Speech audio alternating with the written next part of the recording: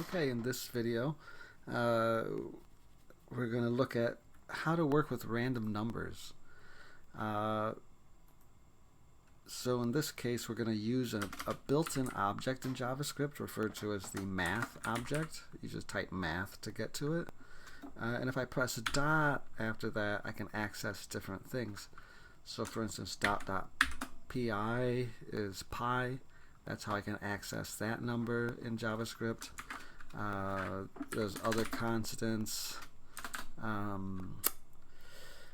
There's the cosine function. There's the sine function, tangent. Absolute value is almost always ABS in programming. To raise something to a power, you would type pow, and then the thing you want to, the base, and then the exponent. So that's how you do exponentiation in JavaScript, unless of course you just take x times x. You could do it that way. But if you wanted to do to the 10th power, you'd have to do that a lot. So the way that you would do an exponent, I should say a power, would be math.pow, and then the base, and then the exponent. So what we're going to be looking at, however, is math.random, and that is a random number generator in JavaScript. And so we're going to look at different ways of using random. Okay, so I'm going to look at that for loop that I had before, and I can basically spit out as many things as I want. Let's say I'm just going to do plus plus. So I increment by 1, and let's say I just want to make 5 things. I want a console.log not what x is, but I want to log what a random number. So I could say math.random just to see what I get, and I'm going to put some space so you can see what I did. Inside of console.log I have math.random.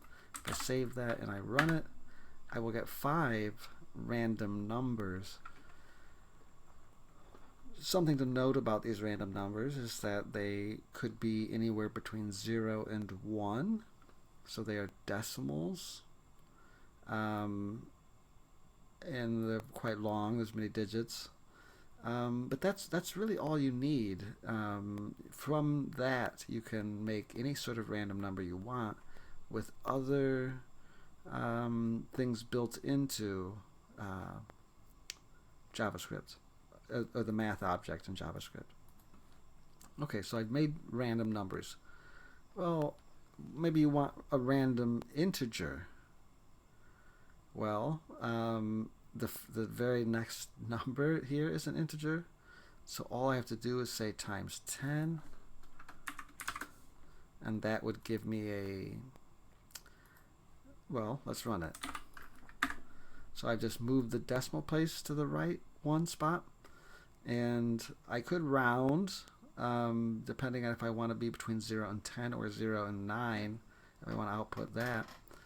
But if I just, cut away the decimal part, what I've done by just moving the decimal over one spot is I basically made a random integer generator for what comes before the decimal. So how do I chop off the decimal part? There's probably a number of ways that you could, but I think the most common way to approach that would be to use the math.floor function, and I'm going to wrap that around my number that I generate. Math.floor basically says, it basically just chops off the decimal. It doesn't, it aggressively rounds down. So 0.7 would be 0. 0.9 would be 0, 0.0 would be 0, 0.1 would be 0. It basically ignores the decimal, and it always just goes to the number here. So that's what math.floor does. Math.ceiling, or ceil, I think it's C-E-I-L, will force aggressively round up. So if it's 0 point anything small other than 0, it will go to 1. 3.2 will be 4. I'm sorry, 3. Yeah, I was right the first time. 4. 2.9 will be 3. 6.5 will be 7. 5.5 will be 6. It always rounds up to the next one if we use the ceiling function. But the floor always basically just cuts off the decimal. So this will give me numbers 0 through 9. I could run this for longer, so instead of 5 random numbers generated, we could do 15. And you'll see that I always get something 0 through 9. I got 8 twice here, and 8 twice here again, so I got 8 many times. An 8 here, an 8 here. So that's that way. If I wanted to do 1 through 10, I could use the seal.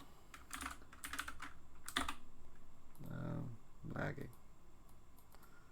Did it crash? I think my atom crashed.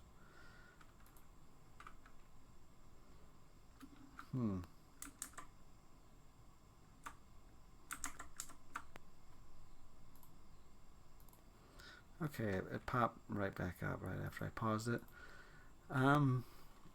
Okay, so running the ceiling, I'm going to save that and refresh. And that's now 1 through 10 instead of 0 through 9. Another way we could have done that was with the floor function, so 0 through 9. But whatever it comes out to be, we add a +1, and that would do a 1 through 10 as well. Okay, so that's math.floor. That's how you can get an integer. What it does by default is it gives you a decimal between 0 and 1. So what if I want a decimal or, an integer? What if I want a number within a certain range? Well, there's a number of ways that we can do that.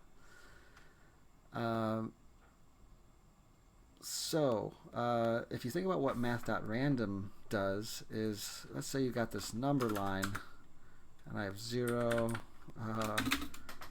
I'll say 0.0, 0.1, 0.2, 0.3, 0.4, 0.5, 0.6.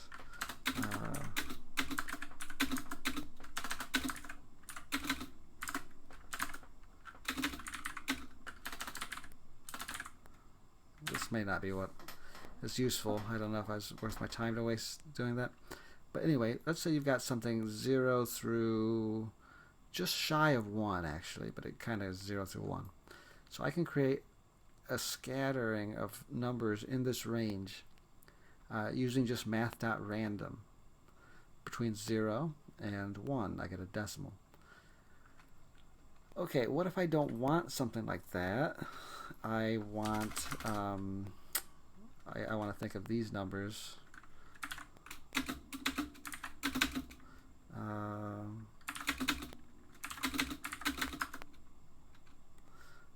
I guess I'll do space 0.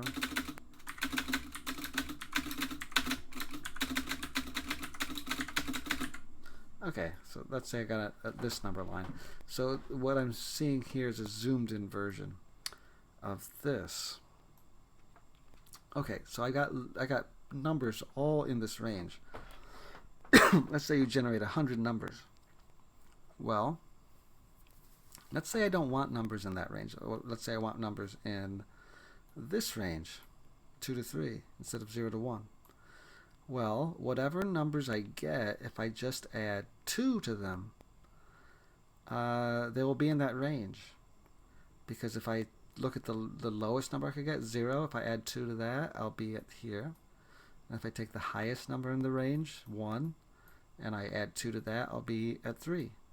So I can just take this whole set of random numbers and shift them to here if I just add 2 to it. So if I just say +2, and let me comment all this out here so it doesn't cause a problem.